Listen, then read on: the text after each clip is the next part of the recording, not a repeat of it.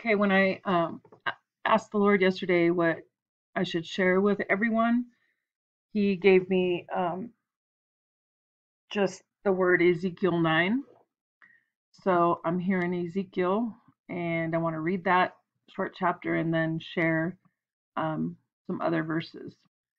So it has to do with God slaying the wicked while protecting the righteous. All right. Then he called out in my hearing with a loud voice, saying, "Let those who have charge over the city draw near, each with a deadly weapon in his hand." And suddenly 6 men came from the direction of the upper gate, which faces north, each with his battle axe in his hand. One man among them was clothed with linen and had a writer's inkhorn at his side. They went in and stood beside the bronze altar. Now the glory of the God of Israel had gone up from the cherub where it had been to the threshold of the temple. And he called to the man clothed with linen, who had the writer's inkhorn at his side. And the Lord said to him, "Go through the midst of the city, through the midst of Jerusalem, and put a mark on the foreheads of the men who sigh and cry over all the abominations that are done within it." So on those that are sad about the evil going on. To the others he said in my hearing, "Go after him through the city and kill. Do not let your eye spare, nor have pity. Utterly slay old and young men, maidens, and little children and women, but do not come near anyone who on whom is the mark, and begin at my sanctuary." So they began with the elders who were before the temple. Then he said to them, "Defile the temple and fill the courts with the slain. Go out." And they went out and killed in the city. So it was that while they were killing them, I was left alone, and I fell on my face and cried out and said, "Ah, Lord God, will you destroy all the remnant of Israel in pouring out your fury on Jerusalem?" Then he said to me, "The iniquity of the house of Israel and Judah is exceedingly great, and the land is full of bloodshed, and the city full of perversity, for they say, 'The Lord has forsaken the land, and the Lord does not see.' And as for me also, my eye will neither spare, nor will I have pity, but I will recompense their deeds on their own head." Just then the man clothed with linen, who had the inkhorn at his side, reported back and said, "I have done as you commanded me." So we see God sparing those that were saddened about the sin, and the Lord having all that were wicked killed. So if we look at a commentary, this is just one by Matthew Henry's Bible commentary. So the context of the chapter, a vision denoting the destruction of the inhabitants of Jerusalem and the departure of the symbol of the divine presence. So the first 4 verses, it's a great comfort to believers that in the midst of destroyers and destructions, such as what we will face in the end times here, there is a mediator, a great high priest who has an interest in heaven and in whom saints on earth have an interest. The representation of the divine glory from above the ark, removed to the threshold, denoted that the Lord was about to leave his mercy seat and to pronounce judgment on the people. The distinguishing character of this remnant that is to be saved is such a sigh and cry to God in prayer because of the abominations in Jerusalem. Those who keep pure in times of general wickedness, God will keep safe in the times of general trouble and distress. So that's what we can glean from this chapter. So as we're in these end times, and God, surely we know that the enemy is also going to have his reign, but God can protect those that are seeking him, just like we'll see in Revelation 3. But God will not cause his judgments to harm anyone that is seeking him with their whole heart, soul, mind, and body. Okay? And then the last part of the chapter, the slaughter must begin at the sanctuary, at the house of God, that all may see and know that the Lord hates sin most in those nearest to him. He who was appointed to protect reported the matter. Christ is faithful to the trust to the trust reposed in him. Is he commanded by his Father to secure eternal life to the chosen remnant? He says, "Of all that thou hast given me, I have lost none." If others perish and we are saved, we must ascribe the difference wholly to the mercy of God, for we too have deserved wrath. Let us still continue to plead in behalf of others. But where the Lord shows no mercy, he does no injustice. He only recompenses men's ways. Okay? God knows our hearts, and he knows the hearts of others. So he is the righteous judge. Amen. And but I think he's giving it to us so that those that are keeping pure, or that are in a repented state and are seeking him and have the whole armor of God during the time of wickedness, which will increase in our world, God will keep safe in times of trouble and distress. Just like he did with Noah and his family. Okay. And right here in Proverbs 11:8-18, it says, "The righteous are protected from trouble. It comes to the wicked instead." Okay, you can be ruined by the talk of godless people, but the wisdom of the righteous can save you. A city is happy when honest people have good fortune, and there are joyful shouts when the wicked die. A city becomes great when the righteous give it their blessing, but a city is brought to ruin by the words of the wicked. If it is foolish to speak scornfully of others, if you are smart, you will keep quiet. No one who gossips can be trusted with a secret, but you can put confidence in someone who is trustworthy. A nation will fall if it has no guidance. Many advisors mean security. If you promise to pay a stranger's debt, you will regret it. You are better off if you don't get involved. A gracious woman is respected, but a woman without virtue is a disgrace. Lazy people will never have money, but aggressive people will get rich. You do yourself a favor when you are kind. If you are cruel, you only hurt yourself. Wicked people do not really gain anything, but if you do what is right, you are certain to be rewarded. So it starts off here with the same context. The righteous are protected from trouble. It comes to the wicked instead. Psalm 37:39, "The Lord saves the righteous and protects them in times of trouble."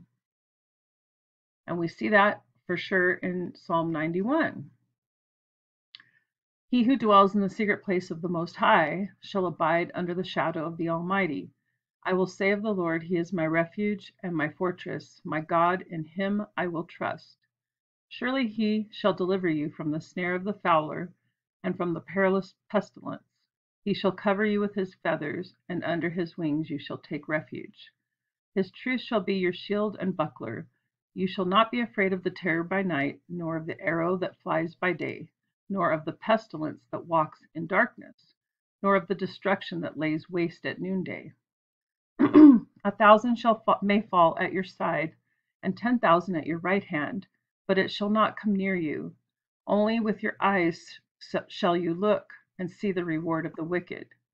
Because you have made the Lord, who is my refuge, even the Most High, your dwelling place, no evil shall befall you, nor shall any plague come near your dwelling. For he shall give his angels charge over you, to keep you in all your ways.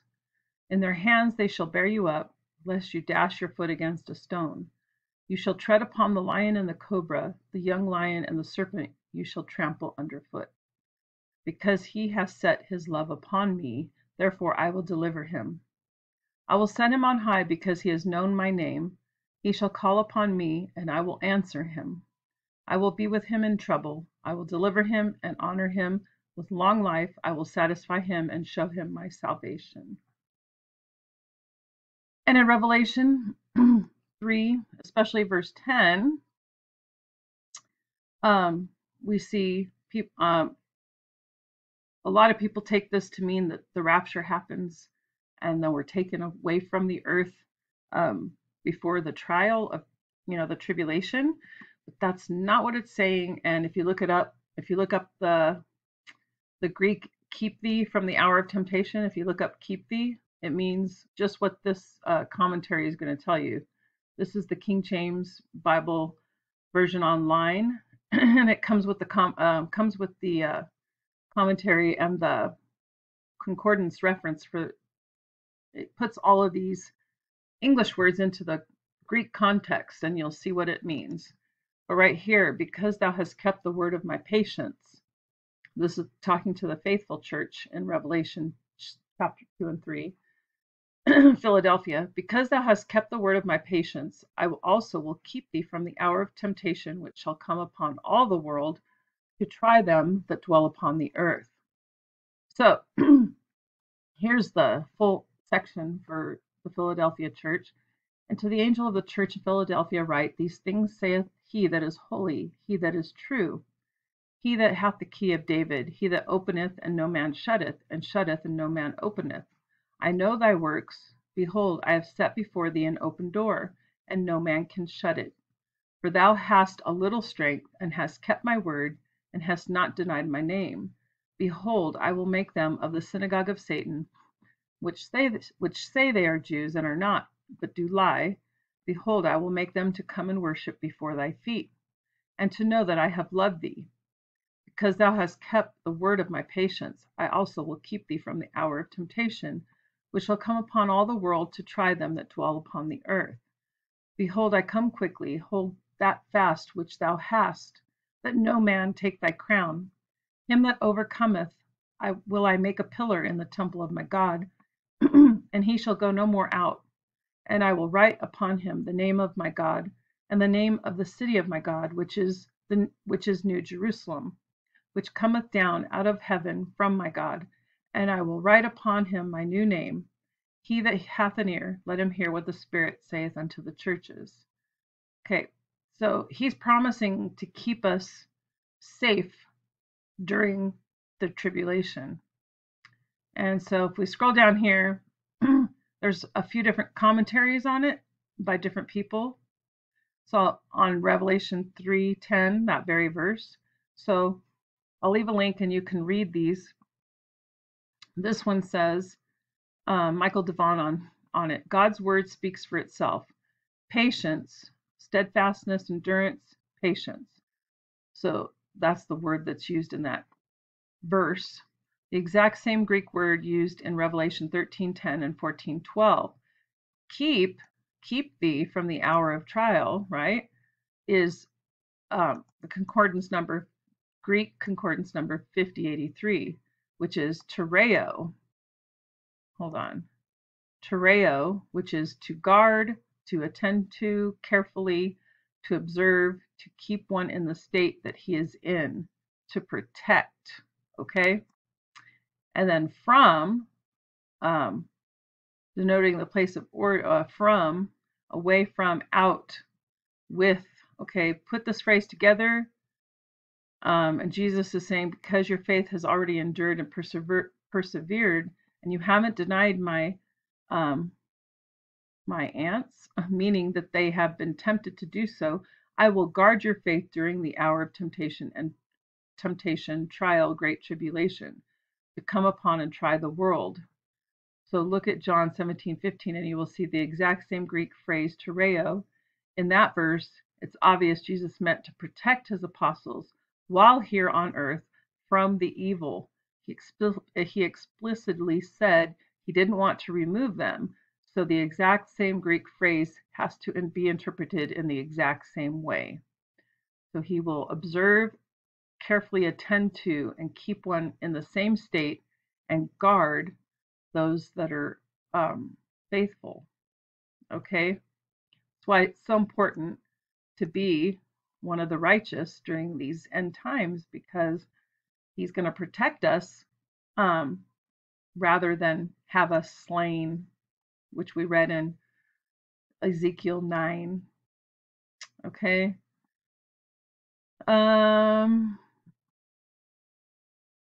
Yeah, so